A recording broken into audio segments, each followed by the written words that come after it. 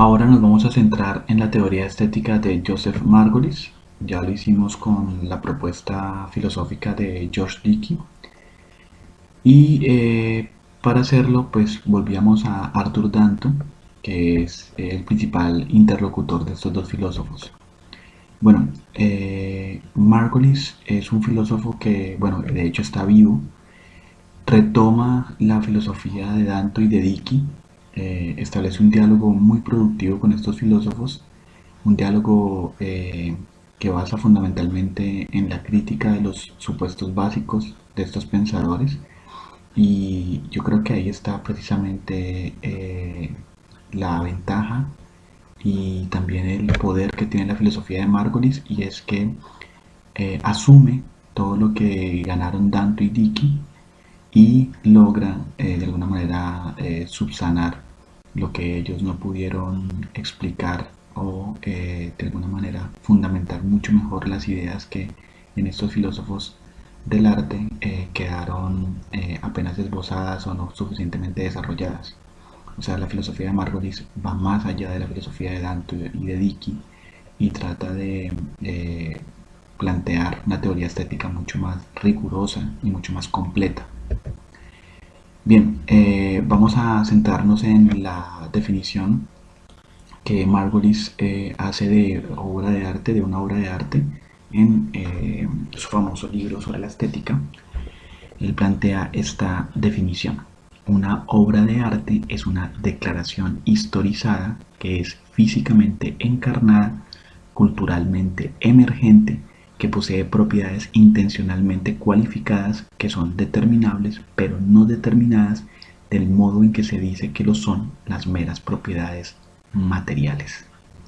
Esta definición, soy consciente, es muy compleja, es muy difícil de comprender en una primera lectura. Por eso en esta clase lo que vamos a hacer es tratar de analizarla por parte y con unos ejemplos claros y concretos entender la propuesta estética de este filósofo.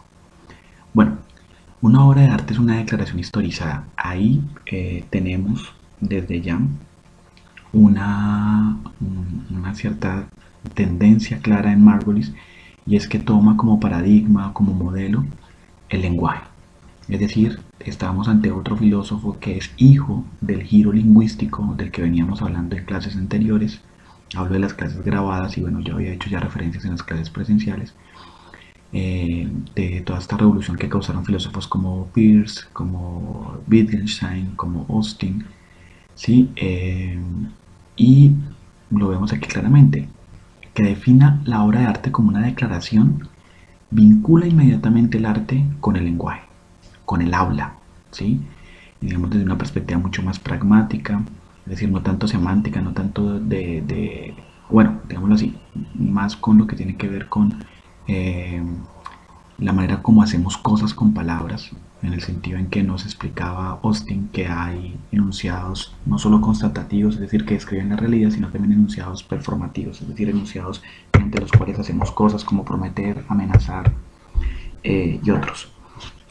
Bueno, que sea una declaración quiere decir que para Margolis la obra de arte es equiparable a lo que hacemos cuando decimos algo, ¿sí? Declaramos. Aquí lo que obviamente pues, se declara son más que palabras, declaramos algo como obra de arte, e insiste en que es historizada. ¿Qué quiere decir que sea historizada? Pues bueno, quiere decir que no podemos desvincular la obra de arte de su desarrollo histórico, no podemos desvincular la obra de arte de lo que somos nosotros mismos, es decir, los artistas o los espectadores, y es que somos seres históricos, seres, o sea, más bien seres historizados, es decir, que están en el tiempo, que evolucionan, que se desarrollan, que digamos las propiedades que nos definen no están ya fijas, sino que son cambiantes, están en el fluir del tiempo. Entonces esto es fundamental para entender una obra de arte. Ahora, ¿qué quiere decir que sea físicamente encarnada? Bueno, lo vamos a ver aquí. La identidad de la obra está vinculada con la de un objeto físico, posee las propiedades de este objeto. Esa declaración que hacemos, que hace el artista, y aquí podemos pensar obviamente en Vicky un poco, es decir, el artista propone, plantea, si propone un objeto o una acción o un acontecimiento, y ese acontecimiento o esa acción pues no lo podemos desligar del tiempo, que eso quiere decir que está historizado, y generalmente esa acción, ese objeto, se identifica con algo físico. ¿Sí? Pensemos, por ejemplo, demos ejemplos concretos. Pensemos, por ejemplo, en el David de Miguel Ángel. El David de Miguel Ángel se identifica con el mármol en el que está esculpido. ¿Sí? Está vinculado con ese objeto físico que es el mármol. Si pensamos, por ejemplo, en Ritmo 10 de Marina Abramovich como un performance, pues se identifica con aquel objeto físico, sería más bien la acción física, que constituye pues toda la acción que hace Marina con los cuchillos pasándoselo entre los dedos. Toda esa acción, todos los elementos físicos que hay allí se identifican con la obra. Pero, aunque haya esta identificación y aunque la obra de arte posea las propiedades físicas de esos objetos, por ejemplo, el David de Miguel Ángel pues posee las propiedades del mármol, y Ritmo 10 posee las propiedades de todos los elementos físicos involucrados, el cuerpo de Marina, sus manos, el cuchillo, el piso, ¿sí? Eso no significa que la obra de arte se reduzca a esos objetos físicos o a sus propiedades físicas. Es decir, el David de Miguel Ángel no es mero mármol.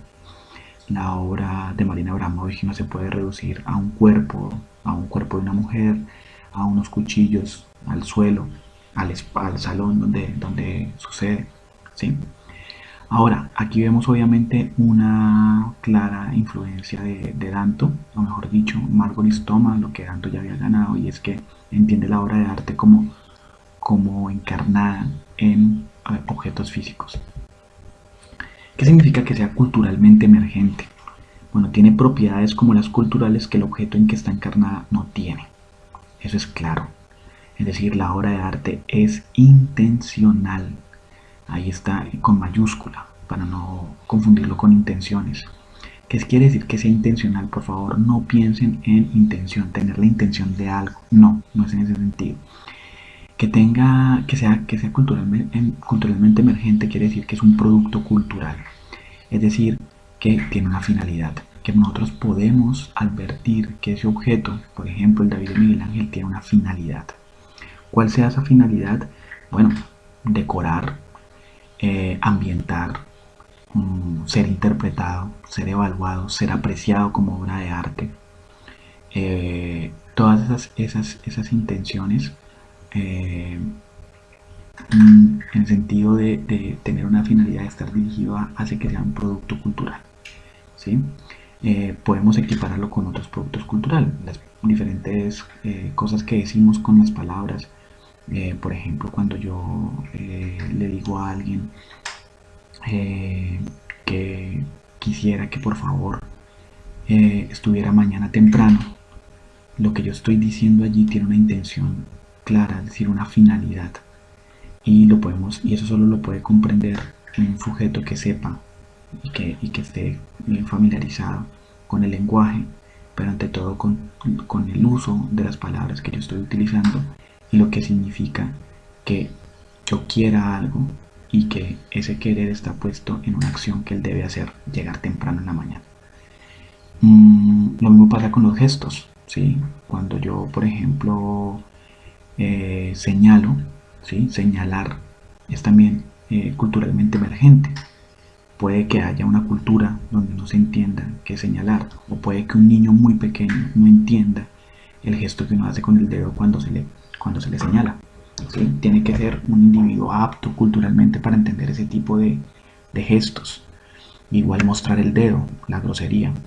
¿Sí? Nos ofendemos porque entendemos qué significa y somos aptos, hemos sido entrenados o familiarizados con ese gesto y lo que significa. ¿Sí? Eso significa que sea culturalmente emergente. Entonces, volvamos. La obra de arte está físicamente encarnada, es decir, comparte o posee las mismas propiedades físicas que el objeto que encarna. Por ejemplo, el David de Miguel Ángel posee las propiedades físicas del mármol, pero el mármol no tiene las propiedades emergentes o culturalmente emergentes que tiene el David de Miguel Ángel. ¿Sí? Por más que queramos, el mármol no las tiene. Solo el mármol esculpido es el que tiene esas propiedades emergentes, y ya no diríamos el mármol, sino la obra de arte.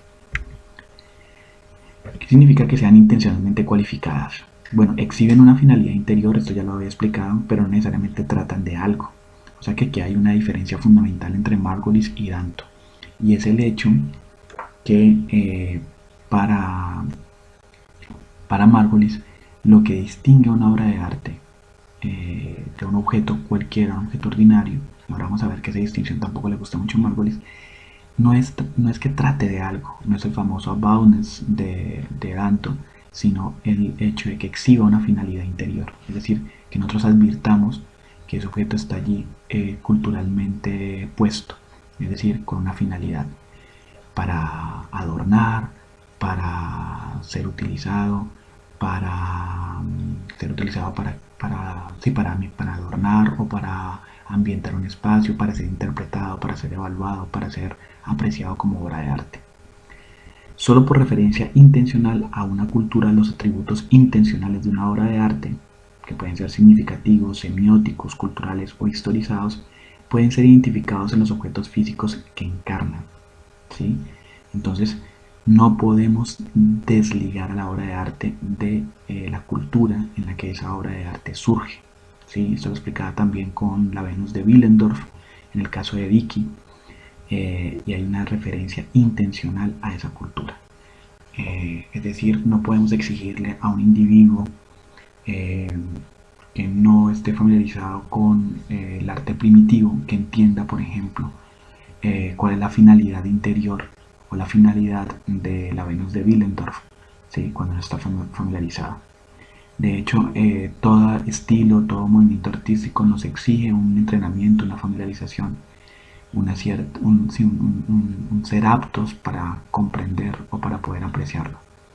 En términos generales, los géneros artísticos también, ¿sí? Si alguien no está familiarizado con la pintura, no podrá apreciarla o no podrá advertir cuál es la finalidad interior de la pintura. Si nosotros somos consumidores de arte o espectadores de arte, es porque hemos sido culturalmente entrenados para apreciar arte, para entender la pintura, para apreciar la pintura, o para distinguir un cuadro de Rubens o un cuadro de Tiziano de, no sé, una pared meramente pintada. ¿Sí? Podemos distinguir claramente entre esos dos objetos y sabemos que el uno está allí para ser apreciado como obra de arte, mientras que el otro no. Y eso se da solo porque somos sujetos aptos dentro de una cultura. ¿Qué significa que sean determinables pero no determinadas? No son descriptibles de un modo violento, lineal o extensional que respete la regla del tercio excluso.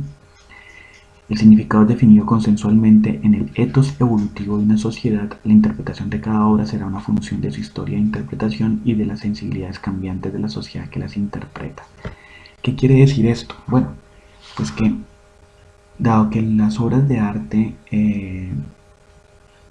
poseen propiedades que no poseen los objetos físicos en los que encarnan, no son determinadas, no están ya determinadas como las propiedades de un objeto. Las propiedades de un objeto ya están determinadas. No quiere decir que no puedan cambiar, pero no son propiedades determinables, es decir, que puedan ser puestas a considerarse.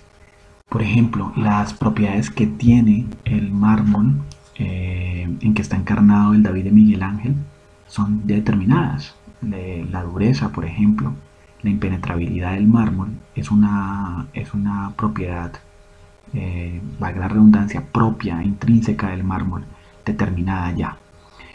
Mientras que la propiedad cultural, una propiedad cultural del David de Miguel Ángel es tan solo determinable, no está determinada, ¿sí?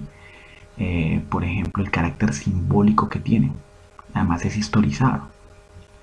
Que sea el David, ¿sí? Que tenga una referencia, una finalidad interior, ojo, eso significa intencionalidad, una referencia a una referencia a determinada cultura, por ejemplo en este caso la cultura judía o a toda lo que sí, la cultura establecida en el Antiguo Testamento, no necesariamente esa propiedad está determinada, es determinable. Por ejemplo, el grado de simbolismo o lo que simboliza para, para los sujetos o los individuos del Renacimiento no es necesariamente lo mismo que significa para nosotros hoy. ¿Sí? Muy probablemente en pleno Renacimiento, en plena época del humanismo, la referencia a lo que es la cultura clásica o la antigüedad, el David de Miguel Ángel, pues significaba mucho en términos de lo que pretendían estos artistas nuevos, de establecer una relación con la antigüedad clásica, de rescatar los valores fundamentales de la escultura griega y la escultura romana, y de hacer estas referencias bíblicas. Además, también la relación con el cristianismo, con la manera como se vivía también la religión en una época todavía muy cercana a la Edad Media. No es lo mismo que puede significar para nosotros hoy. Para nosotros hoy significa más una obra admirable en términos de su ejecución, de su técnica, más bien un interés histórico que religioso. ¿Sí? Muy bien. Ahora, ¿qué significa? También que sea determinable quiere decir que su significado no está ya dado, no es fijo. El significado de la obra de arte es siempre cambiante o siempre determinable en el desarrollo histórico.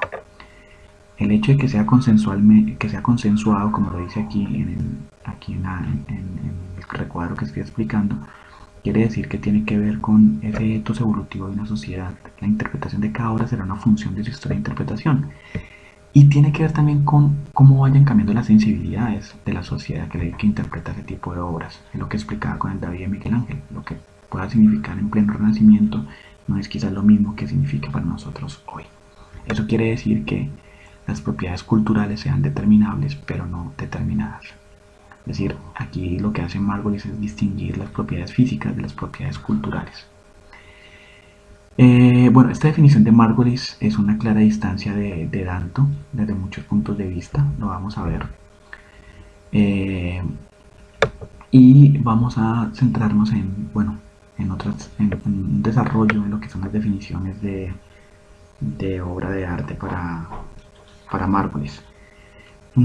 Diferencias entre Margulis y Danto. Bueno, ya lo vimos, para Margulis no todas las obras tratan de lo que distingue una obra, más bien de lo que no es una obra de arte, es que tenga una finalidad interior, es decir, que sea intencional, que sea culturalmente emergente, no que trate de algo. La arquitectura, la jardinería no tratan de algo, la música no figurativa necesariamente no trata de algo. Y lo otro es que para Margulis, Danto establece una distinción artificial entre objeto y obra de arte. En la famosa fórmula O igual a IO, hay una distinción artificial entre objeto ordinario y obra de arte, como si los objetos ordinarios, por arte de magia, y esa es precisamente la famosa transfiguración de la que habla Danto, se convirtieran en obras de arte.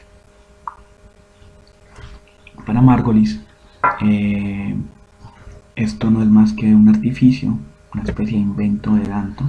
Para Margulis los objetos siempre son culturalmente emergentes, es decir, ya son interpretables. No es, esto es una retórica, esto de la transfiguración, pensar que un objeto, que el artista lo que hace es tomar un objeto y convertirlo en obra de arte. No, lo que hace es declararlo obra de arte.